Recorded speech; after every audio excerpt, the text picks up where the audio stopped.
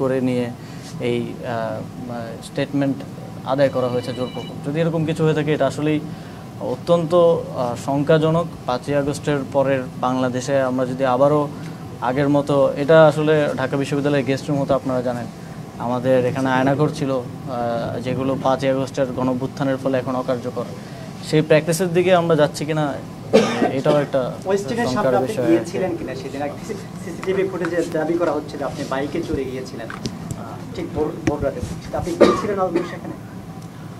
আমি মাঝে মধ্যেই আমার রাতে যখন কাজ শেষ হয়, প্রায় কখনো কখনো ভোর হয়ে যায়, আমি রাতে খাওয়া দাওয়া, ওই সময় বাসায় আসলে খাওয়া দাওয়া দেওয়ার মতো কেউ থাকে না খাবার, তো আমি মাঝে মধ্যে বেশিরভাগ সময় যাই 300 ফিটের নীলা মার্কেট বলে একটা জায়গা আছে, আপনারা জানেন, ওখানে হাঁসের মাংস খুব ভালো পাওয়া যায়, তো ওইখানে হয়তো যাই 4-5 জন মিলে। তো আবার মাঝে মধ্যে ওইটা আবার বেশি ভোর হয়ে গেলে বন্ধ থাকে, তখন ওইদিকে ওয়েস্ট এন্ডে যাওয়া হয়। তবে এক্সাক্ট ওই দিন আমি গিয়েছিলাম কিনা বা সেখানে ছিলাম কিনা এটা আমার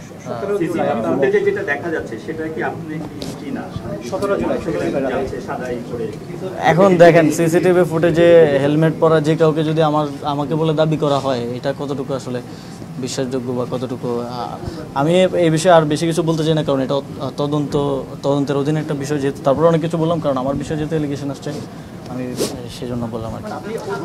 অস্বীকার করছেন অভিযোগটা?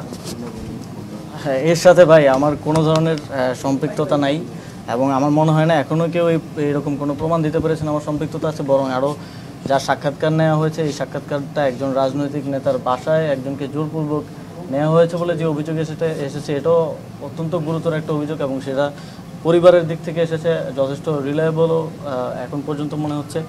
তো এর সাথে যে আমার সংশ্লিষ্টতার যেই কথা বলা হচ্ছে, এটা সম্পূর্ণ রাজনৈতিক উদ্দেশ্য প্রণোদিত, এরকম অনেক কিছু আপনারাও ইতিপূর্বে দেখেছেন, আমরা সেগুলো ডিবাঙ্ক করেছি, এবং এখন দেখছেন, সামনেও হয়তো দেখবেন, এই আর কি। ধন্যবাদ।